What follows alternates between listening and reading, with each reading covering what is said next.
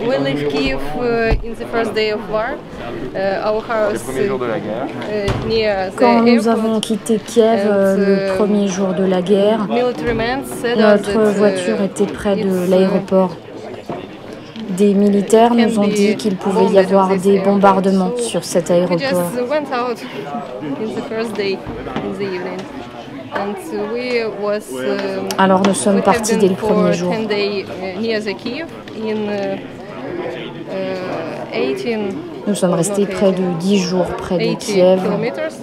And yeah, but a lot of bombings, a lot à of 80 alarms, kilomètres. and it was very scary for Il y avait beaucoup de So, bombardements, after beaucoup that, d'alarmes. we, went C'était to juste the effrayant pour les enfants.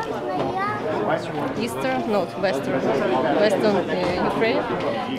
Alors après ça, nous sommes allés à l'ouest.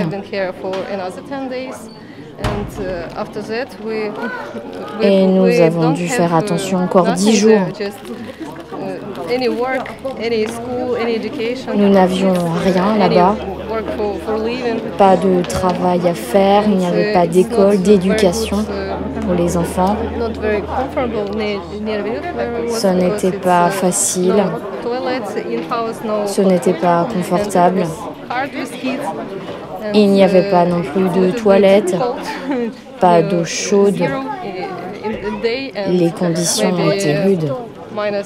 Il faisait 0 la journée et sans doute moins 10 degrés la nuit.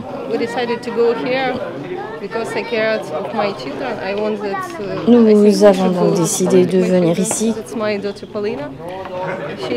car je veux prendre soin de mes enfants. Je pense qu'ils devraient aller à l'école. Voici ma fille Paulina, 6 ans, mon autre fille de 11 ans, ma maman et ma sœur.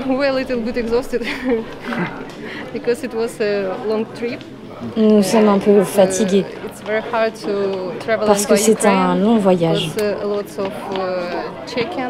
C'est très difficile de voyager en Ukraine. Il y a beaucoup de vérifications, de postes militaires. On a passé près de 5 ou 6 heures à la frontière. C'était très encombré.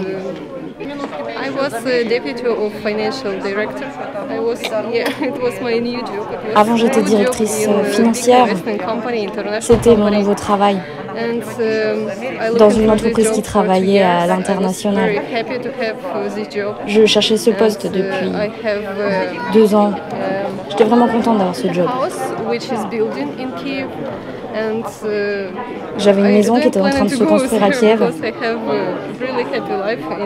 Je n'avais pas prévu de partir parce que j'avais vraiment une vie heureuse à Kiev.